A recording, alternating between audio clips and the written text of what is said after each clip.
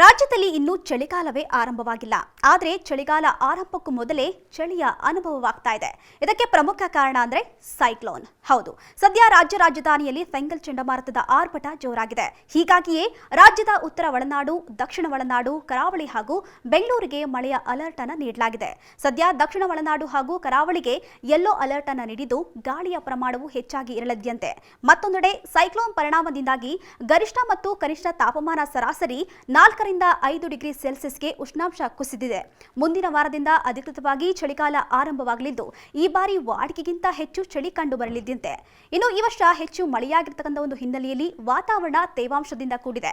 ಹೀಗಾಗಿ ಚಳಿಯ ಪ್ರಮಾಣ ಹೆಚ್ಚಾಗಿ ಇರಲಿದ್ದು, ಆರೋಗ್ಯದ ಮೇಲೂ ನಿಗಾ ಇಡಬೇಕಾಗಿದೆ.